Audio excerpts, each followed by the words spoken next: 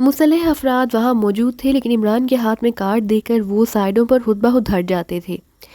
اگر کسی مرد کو کھجلی نہ ہو تو عورتیں اسے مرد تسلیم کرنے سے ہی انکار کر دیتی ہیں، اس لیے مجبوراً کھجلی پیدا کرنی پڑتی ہے، عمران نے مسکراتے ہوئے کہا۔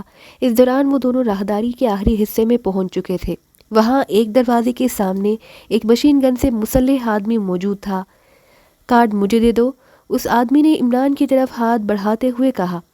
سوری، اگر تمہارے باس نے کارڈ مانگ لیا تو پھر؟ عمران نے مسکراتے ہوئے کہا۔ آپ کے اندر پہنچ جانے سے ہی وہ سمجھ جائیں گے کہ آپ کے پاس کارڈ تھا، مسلح شخص نے کہا۔ اب تک کتنے کارڈ اکٹھے کر چکے ہو؟ عمران نے کارڈ دینے کی بجائے الٹا سوال کر دیا۔ کارڈ اجنبی افراد کے لیے ہوتے ہیں اور آپ پہلے اجنبی ہیں، مسلح شخص نے کہا تو عمران نے اس انداز میں سر ہلاتے ہوئے کارڈ اس کی اور بڑھا دیا جیسے مسلح شخص انٹرویو میں پاس ہو چکا ہو۔ مسلح شخص نے کارڈ جیب میں ڈالا اور آگے بڑھ کر دروازہ کھول دیا۔ یہ ایک چھوٹا سا کمرہ تھا جس میں ایک سائڈ پر موجود میز کے پیچھے ایک نوجوان لڑکی بیٹھی ہوئی تھی۔ کمرے میں ایک عورت اور ایک مرد پہلے سے موجود صوفوں پر بیٹھے ہوئے تھے۔ عمران اور جولیا کے اندر داخل ہونے پر ان دونوں سمیت وہ لڑکی بھی چونک پڑی۔ کارڈ ہم باہر مسلح شخص کو دے آئے ہیں، اگر آپ کو ضرورت ہو تو اس سے لے آؤں، عمران نے بڑے معصوم سے لہجے میں کہا تو لڑکی بے اختیار مسکرا دی۔ لڑکی نے مسکراتے ہوئے کہا تشریف رکھیں۔ اسی لمحے سائڈ پر موجود دروازہ کھلا اور دو مرد جنہوں نے ہاتھ میں بریف کیس اٹھائے ہوئے تھے باہر آئے اور تیز تیز قدم اٹھاتے ہوئے بیرونی دروازے کی طرف بڑھ گئے تو اس لڑکی کے اشارے پر وہاں پہلے سے موجود مرد اور عورت دونوں اٹھ کر دروازے سے اندر داخل ہو گئے۔ عمران اور جولیا دونوں ایک سائڈ پر رکھے ہوئے صوفے پر بیٹھ گئے۔ پھر تقریباً 10 منٹ بعد دروازہ کھلا اور وہ مرد اور عورت باہر آ کر بیرونی دروازے کی طرف بڑھ گئے۔ مسٹر مائیکل اور مس مارگریٹ تشریف لے جائیں، باس آپ کے منتظر ہیں، لیکن آپ کے پاس 10 منٹ کا وقت ہوگا، لڑکی نے ان سے مخاطب ہو کر کہا۔ 10 منٹ تو سلام دعا میں لگ جائیں گے، ہم نے تو ماسٹر جیفرے سے لمبی باتیں کرنی ہے، عمران نے اٹھ کر دروازے کی طرف بڑھتے ہوئے کہا۔ مسٹر مائیکل سوری، اس سے زیادہ وقت نہیں دیا جا سکتا، لڑکی نے بڑے کاروباری لہجے میں کہا۔ مس مارگریٹ، میرا خیال ہے کہ تم ان صاحبہ کے ساتھ بیٹھو اور ٹائم واچ کرو، میں اندر ماسٹر جعفری سے ملاقات کر لوں، عمران نے جولیا سے کہا۔ پہلے کچھ اندازہ تو ہو جائے، پھر آگے بات ہوگی، جولیا نے جواب دیا تو عمران نے اسبات میں سر ہلاتے ہوئے دروازہ کھولا اور اندر راہداری میں داخل ہو گیا۔ راہداری کے اختتام پر ایک خاصا بڑا آفس تھا جہاں لکڑی کی بنی ہوئی بھاری آفس ٹیبل کے پیچھے ایک لمبے قد اور اکڑے ہوئے جسم کا نوجوان بیٹھا ہوا تھا۔ اس نے دھاری دار ہلکے بلو کلر کا سوٹ پہن رکھا تھا، بالوں کی تراش خراش سے وہ کوئی فلمی ہیرو دکھائی دے رہا تھا۔ خوش آمدید جناب مائیکل اور مس مارگریٹ، میرا نام جیفرے ہے اور مجھے بے حد مسرت ہے کہ آپ کو ہمارا کلب پسند آیا ہے، جیفرے نے اٹھ کر باقاعدہ ان دونوں کا استقبال کرتے ہوئے کہا۔ اس نے مصافحے کے لیے ہاتھ بڑھایا تو عمران نے اسے مصافحہ کیا، لیکن جولیا اس دوران صوفے پر جا کر بیٹھ چکی تھی۔ جیفرے نے چونک کر ایک لمحے کے لیے جولیا کو دیکھا اور پھر ہونٹ بھینچے وہ واپس اپنی کرسی پر جا کر بیٹھ گیا۔ ویلنگٹن میں آپ کا کلب کہاں ہے؟ میں اکثر ویلنگٹن جاتا رہتا ہوں، جیفرے نے مسکرا کر پوچھا۔ جولیا سے مصافحہ نہ کرنے کی وجہ سے اس کے چہرے پر چند لمحوں کے لیے جو تکدر سا چھایا تھا وہ اب دور ہو چکا تھا۔ ہمارے کلب کا نام بلیو برڈ ہے، ویسے عام طور پر اسے ڈبل بی بھی کہا جاتا ہے، عمران نے مسکراتے ہوئے کہا تو جیفرے بے اختیار اچھل پڑا۔ اس کے چہرے پر یکلخت انتہائی حیرت کے تاثرات ابھر آئے۔ یہ کیسے ہو سکتا ہے؟ جیفرے کے منہ سے بے اختیار نکلا۔ کیوں نہیں ہو سکتا؟ مارکو ٹینس چاہے تو پوری دنیا میں بلیو برڈ نام کے کلب قائم کر سکتا ہے، عمران نے کہا تو جیفرے کی حالت دیکھنے والی ہو گئی۔ آپ کون ہیں؟ اصل بات بتائیں، میرے پاس کیوں آئے ہیں؟ جیفرے نے انتہائی خشک لہجے میں کہا۔ ماسٹر جیفرے، بہتر ہے کہ کھل کر بات ہو جائے، ہم نے بلیو برڈ کی سائنسدانوں کے گروپ کے بارے میں معلومات حاصل کرنی ہے، عمران نے کہا۔ سوری مسٹر، آپ تشریف لے جا سکتے ہیں، میں تو یہ نام ہی پہلی بار سن رہا ہوں، جیفرے نے منہ بناتے ہوئے کہا۔ اس کے لہجے میں یکلخت انتہائی سختی ابھر آئی تھی۔ مس مارگریٹ، آپ باہر سیکرٹری کے پاس جائیں، میں نے ماسٹر جعفری سے چند خاص باتیں کرنی ہیں، عمران نے کہا تو جولیا سر ہلاتی ہوئی اٹھ کر کھڑی ہوئی اور بیرونی دروازے کی طرف بڑھ گئی۔ کیسی باتیں؟ جیفرے نے چونک کر کہا، لیکن اس کے ساتھ ہی اس کا ہاتھ بجلی کی سی تیزی سے آگے کو ہوا تو اس کے ہاتھ میں مشین پسٹل موجود تھا، نہ جانے اس نے میز کی دراز سے نکالا تھا یا جیب سے۔ مجھے یقین ہے مسٹر جیفری کے ہتھیاروں کی ضرورت نہیں پڑے گی. آپ کو تو معلوم ہوگا کہ بلیو برڈ گروپ ان دنوں پاکستان سے چوری کیے جانے والے ایک فارمولے کے ورکنگ نوٹس پر کام کر رہا ہے اور یہ ورکنگ نوٹس ہم واپس لینے آئے ہیں. عمران نے سنجیدہ لہجے میں کہا. آپ کا نام علی عمران ہے؟ اچانک جیفری نے کہا تو عمران چونک پڑا. یہ نام آپ کو کس نے بتایا؟ عمران نے چونک کر پوچھا. میرے والد لارڈ ہمفرے نے، جیفری نے جواب دیا. تو اس بار عمران بے اختیار اچھل پڑا. اس کے چہرے پر انتہائی حیرت کے تاثرات ابھر آئے تھے. تم واقعی لارڈ ہمفرے کے بیٹے ہو؟ عمران نے انتہائی حیرت بھرے لہجے میں پوچھا. ہاں، میں لارڈ ہمفرے کا چھوٹا بیٹا ہوں. بیٹھو، میں اب تمہیں تفصیل بتاتا ہوں. جیفری نے ایک طویل سانس لیتے ہوئے کہا. اس نے مشین پسٹل واپس دراز میں رکھ دیا. مختصر بات کرنا کیونکہ میرے ساتھی باہر حال میں ہمارا انتظار کر رہے ہیں. عمران نے کہا. او تو پھر ایسا ہے کہ آپ سب لوگ بلیو اسٹار کلب پہنچ جائیں. میں وہیں آ رہا ہوں، پھر وہاں بیٹھ کر تفصیل سے بات ہوگی. جیفری نے کہا. کس کی جگہ ہے؟ عمران نے پوچھا. اسی کی جگہ ہے جس کے لیے آپ آئے ہیں. ڈیڈی نے مجھے آپ کے بارے میں خصوصی ہدایات دی ہیں. جیفری نے کہا. اوکے، ہم بلیو اسٹار کلب پہنچ رہے ہیں، وہاں ہم حال ہی میں ہوں گے. عمران نے اٹھتے ہوئے کہا. نہیں، آپ کاؤنٹر پر لارڈ ہمفرے کا نام لیں گے تو وہ آپ کو اسپیشل روم میں پہنچا دیں گے. جیفری نے کہا. تو عمران نے اس بات میں سر ہلا دیا. پھر وہ باہر آیا تو جیفری کی لیڈی سیکرٹری بے ہوش پڑی ہوئی تھی، جبکہ جولیا بڑے چوکنے انداز میں وہاں موجود تھی. آؤ جولیا، عمران نے کہا اور بیرونی دروازے کی طرف بڑھ گئی. کیا ہوا، اتنی جلدی واپسی؟ جولیا نے پوچھا. ایک اور جگہ تفصیل سے بات ہوگی. اب یقیناً ہمارا مسئلہ حل ہو جائے گا، عمران نے کہا اور دروازہ کھول کر باہر آ گیا. تھوڑی دیر بعد وہ دونوں ہال میں پہنچے تو عمران نے اپنے ساتھیوں کو باہر آنے کا اشارہ کر دیا. کیا ہوا عمران صاحب؟ صفدر نے باہر آتے ہی پوچھا. حالات اچانک موافق ہو گئے ہیں. ماسٹر جیفری لارڈ ہمفرے کا چھوٹا بیٹا ہے اور لارڈ ہمفرے ایگریمنٹ ریڈ ایجنسی کا بڑے طویل عرصے تک چیف رہا ہے. وہ انتہائی سمجھدار اور دور اندیش آدمی ہے. جیفری کو جب معلوم ہوا کہ پاکستان سیکرٹ سروس اور عمران جہاں آ رہے ہیں تو اس نے اپنے ڈیڈی لارڈ ہمفرے سے بات کی اور لارڈ ہمفرے نے اسے چند خصوصی ہدایات دی ہیں. اس لیے اب ہم ایک اور کلب میں جا رہے ہیں جہاں تفصیل سے باتیں ہوں گی، کیونکہ شاید اس کلب کی نگرانی ہو رہی ہے. عمران نے کہا. اس دوران وہ سب پارکنگ میں پہنچ گئے جہاں ان کی کار موجود تھی. کار کی ڈرائیونگ سیٹ عمران نے سنبھال لی. اس کے ساتھ جولیا بیٹھ گئی، جبکہ کیپٹن شکیل، صفدر اور تنویر عقبی سیٹ پر ایک دوسرے میں گھس کر بیٹھ گئے. کہاں جانا ہے ہم نے؟ صفدر نے عقب سے پوچھا. بلیو اسٹار کلب، عمران نے جواب دیا اور اس کے ساتھ ہی وہ کار پارکنگ سے نکال کر کمپاؤنڈ گیٹ سے باہر لے آیا. پھر تقریباً 20 منٹ کی ڈرائیونگ کے بعد وہ ایک 2 منزلہ عمارت کی کمپاؤنڈ میں مڑ گئے. عمارت پر بلیو اسٹار کلب کا نیون سائڈ بورڈ جل بجھ رہا تھا. پارکنگ میں کار روک کر وہ نیچے اترے. عمران نے کار لاک کی اور پھر پارکنگ بوائے سے کارڈ لے کر وہ تیز تیز قدم اٹھاتے مین گیٹ کی طرف بڑھتے چلے گئے. کلب کا ہال کافی بڑا تھا اور اسے شاندار انداز میں سجایا گیا تھا. ایک طرف خاصا بڑا کاؤنٹر تھا جس کے ایک کونے میں ایک لڑکی اسٹول پر بیٹھی فون سننے میں مصروف تھی، جبکہ کاؤنٹر پر موجود باقی 3 لڑکیاں ویٹرز کو سروس دینے میں مصروف تھیں. عمران اپنے ساتھیوں سمیت سیدھا کاؤنٹر کی طرف بڑھ گیا. یس سر، فون سننے والی لڑکی نے اتنے لوگوں کو کاؤنٹر کی طرف آتے دیکھ کر چونک کر پوچھا اور ریسیور رکھ دیا. لارڈ ہمفرے سے ہماری ملاقات طے ہے، عمران نے کہا. او اچھا سر، لڑکی نے بے اختیار اسٹول سے اٹھتے ہوئے کہا. پھر اس نے سائڈ پر کھڑے ہوئے ایک نوجوان کو اشارے سے بلایا. یس میڈم، اس نوجوان نے جس نے باقاعدہ یونیفارم پہنی ہوئی تھی تیزی سے قریب آ کر پوچھا. ان صاحبان کو اسپیشل میٹنگ روم میں پہنچاؤ، چھوٹے لارڈ ان کے وہاں منتظر ہیں. لڑکی نے اس نوجوان سے کہا. او یس سر، آئیے سر. آپ بڑے لارڈ کا انتخاب ہیں یا چھوٹے لارڈ کا؟ عمران نے مسکرا کر لڑکی سے کہا. بڑے لارڈ کا. لڑکی نے مسکرا کر کہا. اس کا مطلب ہے کہ بڑھاپے کے باوجود ہوشذوقی قائم ہے، عمران نے کہا. تو لڑکی کا چہرہ بے اختیار جگمگا اٹھا اور عمران آگے بڑھ گیا. کیا تمہیں کسی حکیم نے نسخے میں لکھ کر دیا ہے کہ تم نے لڑکیوں سے فضول باتیں ضرور کرنی ہے؟ جولیا نے جھلائے ہوئے لہجے میں کہا. اس سے بیٹری چارج ہو جاتی ہے، عمران نے مسکراتے ہوئے کہا. تو جولیا نے کوئی جواب دینے کی بجائے ہورن بھینچ لیے، کیونکہ اس دوران وہ راہداری میں چلتے ہوئے ایک دروازہ کھول کر اندر داخل ہو رہے تھے. یہ ایک حال نما کمرہ تھا جسے واقعی میٹنگ روم کے انداز میں سجایا گیا تھا. تشریف رکھیں، اس نوجوان نے کہا جو انہیں یہاں تک لے کر آیا تھا، اور عمران اور اس کے ساتھی کرسیوں پر بیٹھ گئے.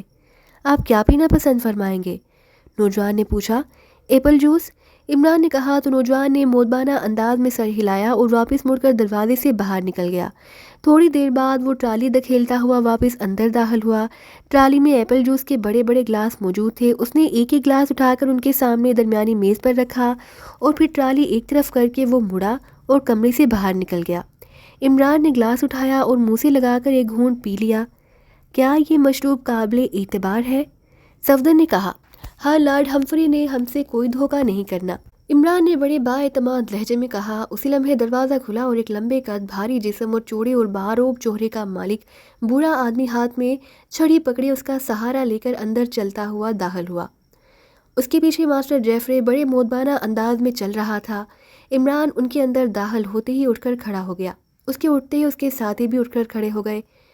بڑے طویل عرصے بعد تم سے ملاقات ہو رہی ہے، پہلے اندر داخل ہونے والے باوقار آدمی نے مسکراتے ہوئے مصافحے کے لیے ہاتھ بڑھاتے ہوئے کہا۔ شکر ہے کہ اس دنیا میں ہی ملاقات ہو رہی ہے، عمران نے جواب دیا تو وہ آدمی بے اختیار ہنس پڑا۔ خاتون و حضرات، میرا نام لارڈ ہمفرے ہے، میں طویل عرصے تک ایکریمیا کی ریڈ ایجنسی کا چیف رہا ہوں اور اس دوران عمران سے لڑائیاں بھی ہوئی اور دوستیاں بھی چلتی رہیں۔ آج ہماری ملاقات تقریباً 8 سال بعد ہو رہی ہے۔ یہ میرا بیٹا ہے جیفری، تشریف رکھیں۔ لارڈ ہمفری نے جولیا اور عمران کے دوسرے ساتھیوں سے مخاطب ہو کر کہا، پھر انہیں بیٹھنے کا کہہ کر وہ خود بھی ایک سائڈ پر موجود کرسی پر بیٹھ گیا۔ اس کے بیٹھتے ہی اس کا بیٹا جیفری بھی بیٹھ گیا۔ جیفری نے آج سے چند روز پہلے مجھے بتایا کہ انہیں سرکاری طور پر آگاہ کیا گیا کہ پاکستان سے سیکرٹ سروس کی ٹیم عمران کی سرکردگی میں ناراض آ سکتی ہے، اس لیے وہ چوکنا اور ہوشیار رہیں۔ چونکہ عمران کے بارے میں اکثر باتیں ہوتی رہتی ہیں، اس لیے میرے بیٹے نے جب مجھے یہ بات بتائی تو میں سمجھ گیا کہ معاملات کیا ہو سکتے ہیں۔ میرا بیٹا بظاہر تو کلب چلاتا ہے، لیکن دراصل اس کا تعلق ایکریمیا کی ایک خفیہ ایجنسی سے ہے۔ جب تمام صورتحال میرے سامنے آئی تو میں نے جیفری کو ہدایت کی کہ اگر عمران یا اس کا کوئی ساتھی اس کے کلب پہنچ جائے تو وہ اس کے خلاف کوئی ایکشن لینے کی بجائے پہلے مجھے اس سے ملوا دے۔ چنانچہ ایسا ہی ہوا۔ جیسے ہی عمران اس خاتون کے ساتھ جیفری کے آفس پہنچا، جیفری نے عمران کو پہچان لیا اور اب ہم جہاں اس کلب میں موجود ہیں جو میری ذاتی ملکیت ہے اور اس کا کوئی تعلق کسی سرکاری ایجنسی سے نہیں، اور مجھے خوشی ہے کہ میں دنیا کے عظیم سیکرٹ ایجنٹوں سے مل رہا ہوں، لارڈ ہمفری نے بڑے پرخلوص لہجے میں کہا تو عمران کے ساتھیوں کے چہروں پر یکلہت بہار سی اٹھ گئی۔ مجھے لگتا ہے کہ آخر میں یہی آواز آئے گی، کھایا پیا کچھ نہیں، گلاس توڑا تو 1 روپیہ، اچانک عمران نے کہا تو لارڈ ہمفری اور جیفری دونوں چونک پڑے۔ کیا یہ کوئی لطیفہ ہے؟ لارڈ ہمفری نے حیرت بھرے لہجے میں پوچھا۔ ہاں، ہمارے ملک میں 2 صاحبان کو گفتگو کرنے کا بے حد شوق تھا۔ اس شوق کو پورا کرنے کے لیے وہ دونوں ایک ہوٹل میں جا کر بیٹھ گئے۔ ویٹر نے بار بار ان سے پوچھا کہ وہ کیا کھانا پینا پسند کریں گے، لیکن باتوں کے دوران ایک صاحب میز پر پڑے ہوئے گلاس سے کھیل رہے تھے کہ اچانک گلاس نیچے گرا اور ٹوٹ گیا۔ ویٹر نے آ کر اس کی کرچیاں اکٹھی کی، میز صاف کیا اور چلا گیا۔ تھوڑی دیر بعد وہ دونوں جب باتیں کر کے تھک گئے تو وہ اٹھ کر بیرونی دروازے کی طرف بڑھ گئے۔ دروازے کے قریب کاؤنٹر تھا جس پر ہوٹل کا مالک موجود تھا۔ ان دونوں کا خیال تھا کہ چونکہ انہوں نے کچھ کھایا پیا نہیں، اس لیے انہوں نے ادائیگی نہیں کرنی، لیکن جب یہ دونوں کاؤنٹر تک پہنچے تو ان کے اوقف سے ویٹر نے آواز دی کہ کھایا پیا کچھ نہیں، گلاس توڑا 1 روپیہ، اور مجھے لگتا ہے کہ ہم بھی یہاں باتیں کر کے اٹھ کر چلے جائیں گے اور ہمیں کسی ٹوٹ پھوٹ کا جرمانہ ادا کرنا پڑ جائے گا۔ عمران نے تفصیل سے جواب دیتے ہوئے کہا تو لارڈ ہمفری بے اختیار ہنس پڑے۔ میں تمہاری بات کا مطلب سمجھ گیا ہوں جیفری، تم جاؤ، گلاس کی قیمت میں خود ان سے وصول کر لوں گا، لارڈ ہمفری نے اپنے بیٹے سے کہا۔ یس ڈیڈی، جیفری نے مسکراتے ہوئے کہا اور اٹھ کر سلام کیا اور کمرے سے باہر چلا گیا۔